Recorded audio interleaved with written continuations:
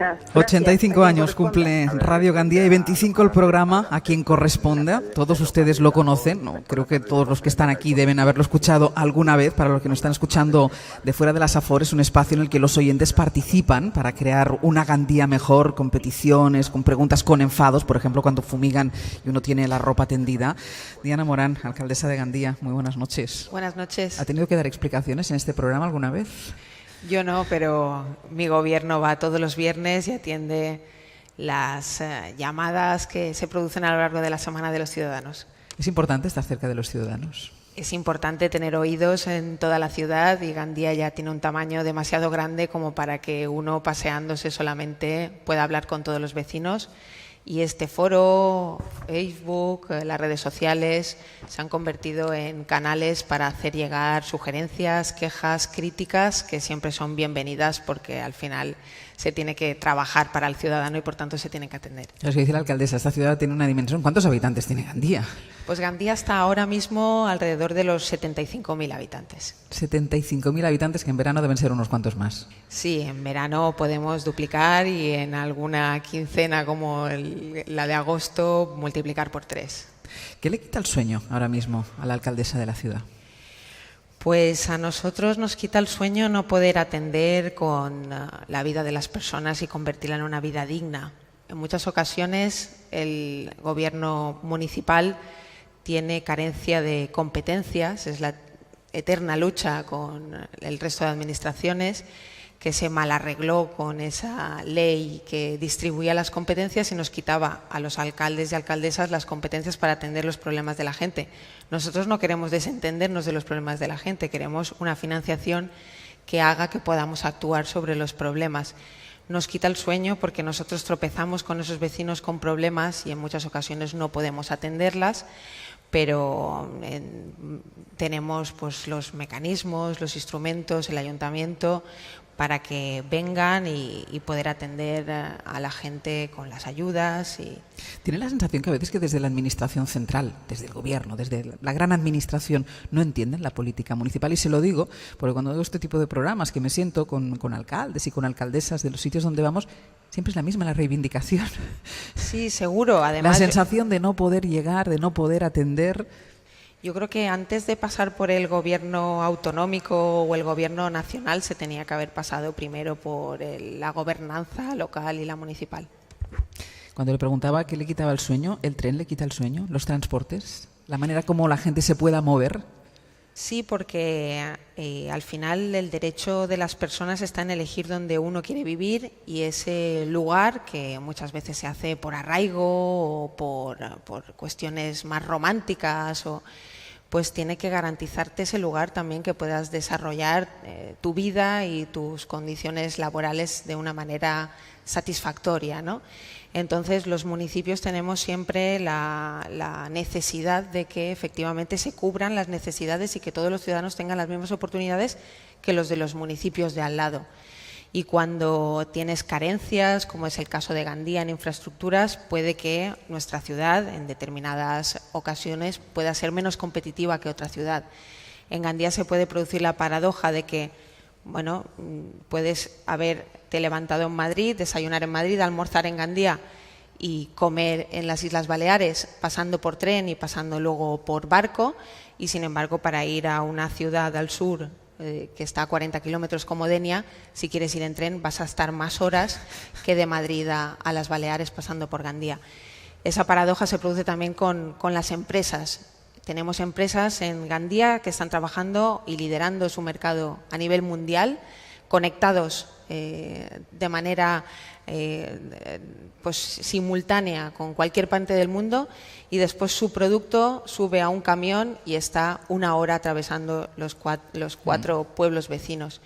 Esa carencia en infraestructuras que reivindicamos pues hace que nuestra población pueda ser menos competitiva. Estamos hablando de dos problemas básicos: la infrafinanciación de la Comunidad Valenciana, que somos la comunidad a la cola en la financiación autonómica, y después también el maltrato sistemático y histórico en los presupuestos del Estado en temas de infraestructuras en la Comunidad Valenciana. Creo que estamos en una etapa optimista. al menos Valencia ya tiene voz en Madrid. Sí. El presidente Ximo Puig ha conseguido aunar a la sociedad, a la política, en esa voz y en esa reivindicación en Madrid, que esperemos que se atiendan. Y aquí en la Comunidad Valenciana, en la Safor, en Gandía, si nos liberaran la AP7 y no tuviéramos que pagar cada vez que queremos movernos hacia el norte o hacia el sur, y nos construyeran ese tren a Denia que se arrancó y que hace que el tren desde Valencia baje y quede solo en Gandía, pues tendríamos cubiertas parte de esas reivindicaciones históricas. Ayer conocíamos la sentencia del caso Gürtel, luego a partir de las 10 hablaremos de eso. ¿Cuánto daño ha hecho la corrupción a la Comunidad Valenciana, a la imagen de la Comunidad Valenciana? Pues yo me temo que hasta irreparable, porque hablábamos antes de infraestructuras y hay una que puede parecer intangible, pero es la más palpable de todas, es la que se construye a base de confianza, de credibilidad, es la reputación. Y esa reputación se pierde con este tipo de actitudes. La Comunidad Valenciana, en algunas ocasiones también la ciudad de Gandía, ha perdido esa reputación. La administración pública no puede ser el ejemplo de lo que no hay que hacer, el ejemplo de que para trabajar conmigo tiene que haber una comisión, de que tienen que haber mordidas, de que tiene que haber listados, ¿no? y financiación en B. Todo eso tiene que quedar fuera de la política, porque entonces la política se convierte en el problema y no en la solución. Y la Comunidad Valenciana, que era el Levante feliz y el milagro valenciano, ya hemos visto lo que era, ¿no? Y a mí tampoco me gusta cuando la excusa de la política es, no, eso es el pasado, porque el pasado fue presente en algún momento.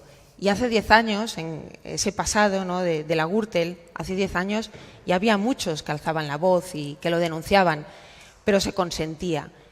Yo tengo la esperanza de que estamos viviendo un cambio de época, que la ciudadanía ha dicho basta. Y tengo la esperanza de que los valores, que en otras ocasiones han considerado un adorno, ahora son el fundamento sobre el que se sustenta todo. Y, por tanto, que la honestidad, la honradez, la transparencia son ya no prescindibles, sino imprescindibles, y van a ser rentables en las urnas y van a tener rentabilidad política. ¿Y cuántas veces tiene que reivindicar usted el trabajo de un político? Se lo digo, usted es mujer, es joven, le gusta el servicio público, entiendo, porque si no, no estaría dedicándose a esto. Y sobre todo esto flota esa frase de todos los políticos son iguales, la política no sirve para nada, mira cómo todos son corruptos. ¿Cuántas veces la alcaldesa de Gandía tiene que salir reivindicando su profesión, la honradez de su profesión? Bueno, yo creo que esas cosas se demuestran en el día a día. Que al final no es una reivindicación, porque predicadores hay muchos. Y de hecho lo que hay que hacer es poner a la práctica lo que predicas, a lo que te comprometes. Nosotros cuando nos presentamos a las elecciones ya hicimos algo raro, ¿no? Porque llevábamos un programa electoral e incluso el periodismo, ¿no? Que a lo mejor está acostumbrado al antiguo relato, nos decía, ¿pero qué vais a hacer? ¿Qué vais a hacer? Esperaban un programa de grandes obras, de grandes cosas, de grandes promesas. Y nosotros gobernamos, ahora que ya somos una realidad, para mejorar las pequeñas cosas, solucionar los pequeños problemas. Con mucha honestidad hemos superado una situación dramática también en la ciudad de Gandía, una ciudad que quedó arrasada económicamente y yo creo que también reputacional y moralmente, ¿no? Y el esfuerzo que se pidió a la ciudadanía con total transparencia. Luego hay que ser muy coherente, no puedes decirle a la gente que no tenemos dinero para y después despilfarrar o gastarlo en grandes fastos. Pues al final creo que como la solución se ha buscado de manera conjunta y de manera tan honesta y tan transparente, es la solución de la ciudad. Y yo vuelvo a sentirme orgullosa de una ciudad que vuelve a levantarse, que con el esfuerzo colectivo ha vuelto a recuperar el orgullo por su ciudad y ha vuelto a recuperar, como decíamos antes, la reputación. Hoy estamos en este palacio, hemos dado un paseo por la ciudad, hemos visto el mar, hemos conocido a mujeres pescadoras, hemos comido mucho y muy bien, pero yo quisiera que también escuchara esto. Gandía Sol va a ser la hostia. ¡Arriba, Gandía Sol! ¡Viva la madre que parió a quien me entró la silicona! ¡Vámonos a Gandía Sol! No hay mujeres feas. Alcaldesa, ¿cuánto daño le hizo aquel reality a Gandía? Pues mucho, porque es que Gandía no ha sido nunca shore. Es que nosotros somos muchas cosas, pero no tiene nada que ver con lo que se mostraba en este programa. Y digo mucho porque este reality venía de la mano de una productora, de una multinacional, que ha dejado un rastro en hipervínculos en Internet. Buscabas Gandía y te salía ese programa, ¿no? Y Gandía no tiene nada que ver con eso. Gandía es ese lugar mágico que por unas cuestiones o por otras ha ido brillando especialmente con luz propia en determinados momentos de la historia. Es esa tierra que eligieron las más relevantes linajes y civilizaciones, y que desde el Paleolítico, nos tenemos que ir a más de 20.000 años hasta la actualidad, pues además de estar bañada por el mar, ha estado bañada por la historia y por la cultura. Entonces fue tan injusto que, bueno, que toda la ciudad también se volcó por reparar aquello. Es una nube, pasó y ahora volvemos a brillar. Ahora me quedan un par de preguntas para hacer, alcaldesa, pero me quedo. Hablaban de las mujeres en la retaguardia durante la guerra. Esto escuchaba, las mujeres en la retaguardia en la pesca, podríamos decir. Usted, una mujer al frente de la alcaldía. Qué potentes son las mujeres en Gandía, ¿no? Bueno, es que aquí hemos tenido a Lucrecia Borgia, entonces yo creo que esto marca. nos viene en el ADN. Esto marca. 10:10 de la noche, 9:10 en Canarias, hoy desde Gandía, celebrando el cumpleaños de Radio Gandía, 85 años, que no es poco. Me acompaña la alcaldesa Diana Morán. Dígame una cosa, alcaldesa, como dentro de un ratito de nada voy a empezar a hablar de la actualidad del día, de esa moción de censura, de convocatoria de elecciones, de lo difícil que parece que los políticos en este país puedan ponerse de acuerdo, la cultura del pacto, la falta de cultura del pacto, usted aquí sí que lo ha conseguido.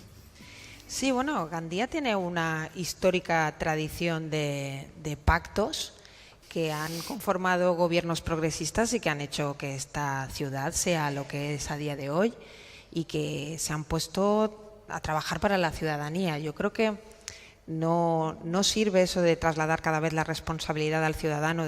Parece que enviamos un mensaje de no, es que el ciudadano ha votado mal, vamos a volver, que vuelvan a votar y que esta vez voten bien para que nos sume como a nosotros nos gustaría, ¿no? Yo creo que la política tiene que ser la solución.